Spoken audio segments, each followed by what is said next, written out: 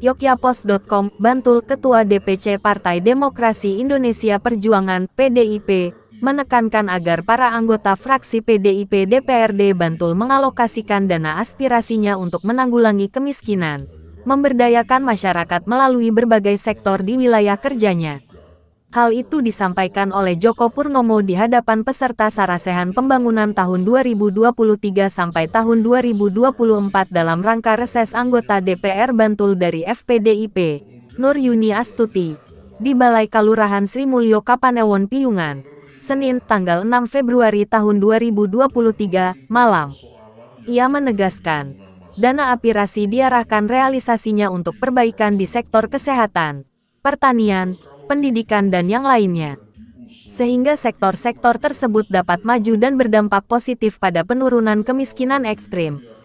Sementara terkait berita yang dilansir Bappenas tentang DIY termasuk Bantul sebagai daerah termiskin di Jawa, Joko menyatakan merasa tercengang sehingga menjadikan semua anggota DPRD Bantul dari FPDIP ingin berbuat nyata merealisasikan dana aspirasinya untuk menanggulangi kemiskinan.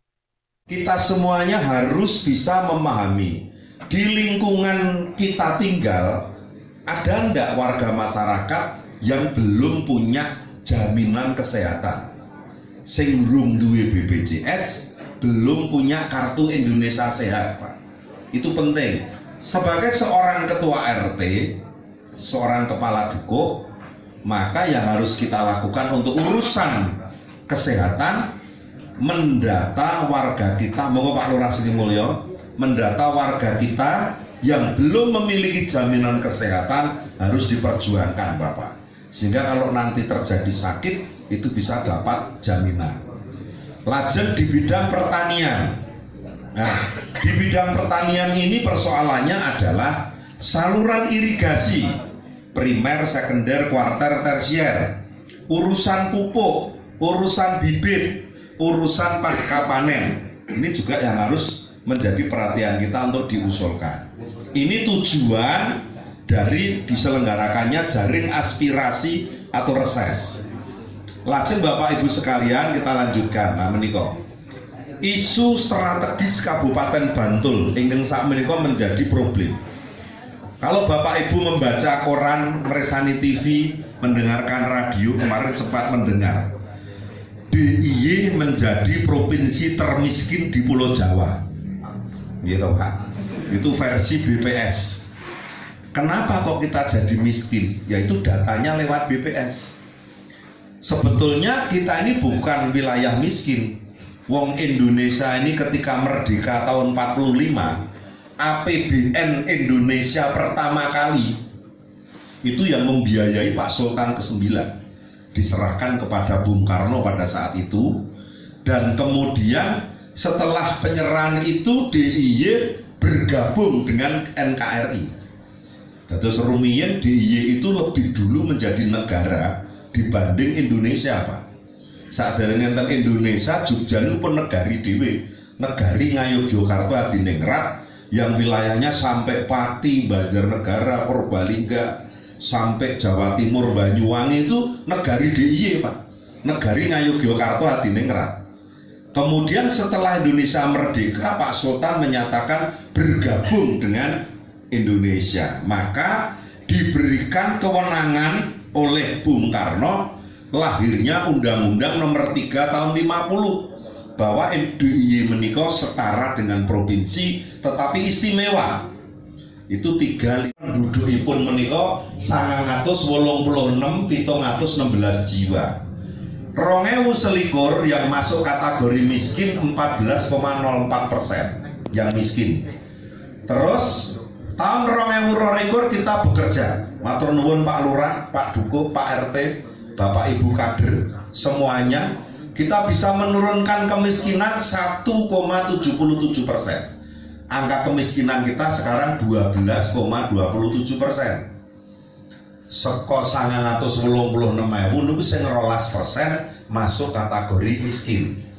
Lajeng dari 12% menika ada 23.854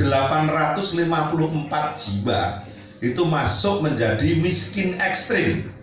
Dengan presosok mendengar kemiskinan ekstrim itu apa toh? Kemiskinan ekstrim itu diakibatkan karena apa? Yang pertama, adanya keluarga utawi keluarga yang di dalamnya wonten lansia yang sudah tidak bisa berproduksi lagi, pun boten saged nyambut gawe nopo-nopo, Pak. Itu masuk kategori miskin ekstrim. Hukumnya pokir atau dana aspirasinya ada sebagian yang dialokasikan untuk memperbaiki sekolah, wajib, Pak. Jadi kayak Mbak Yuni juga harus mengalokasikan walaupun cuma 100 juta, 200 juta untuk memperbaiki SD atau SMP yang ada di dapilnya. Kalau tidak dimulai dari seperti itu, maka sekolah-sekolah kita ini banyak yang mengalami kerusakan. Nek sekolah ini rusak, gendenge do bocor, sekolah juga menjadi tidak nyaman. Akhirnya tidak menghasilkan anak-anak kita yang cerdas. Kemudian yang ketiga, persoalan seragam sekolah yang menjadi polemik setiap tahun. Jadi anggar pendak tahun ngomong ke seragam sekolah, korane rame, Pak. Medsose rame. Wabah do bengok-bengok urusan seragam sekolah. Kami sudah sampaikan kepada Mbak Yuni dan teman-teman bersebelas, untuk tahun 2024 nanti wajib hukumnya fraksi PDI Perjuangan harus mengusulkan, memperjuangkan, mendampingi dan berjuang untuk merealisasikan anggaran bantul untuk membantu membelikan seragam sekolah bagi anak-anak SD, SMP se-Kabupaten Bantul, Pak. Itu. Nah, nonton itu jenengan sepakat ora?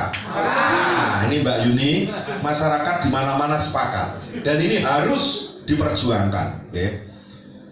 Kemudian masih kurangnya guru pengajar, terutama untuk jenjang sekolah dasar, Pak. Sa SD ini saat ini PNS guru namung 3, Pak. Paling oke 5. Yang banyak guru GTT PTT-nya, guru honor. Maka dari itu yang kami lakukan, karena kebetulan Pak Menteri Pendayagunaan Aparatur Negara, ya Pak Anas itu mantan Bupati Banyuwangi, itu kader PDI Perjuangan, maka saya ditugaskan untuk bagaimana melobi kementerian supaya menambah kuota pengangkatan guru honor menjadi CPNS atau pengangkatan guru honor menjadi P3K. Dan alhamdulillah selama 2 tahun kuota kita lumayan banyak, Pak. Hari ini teman-teman guru honor itu selalu berkomunikasi dengan kita.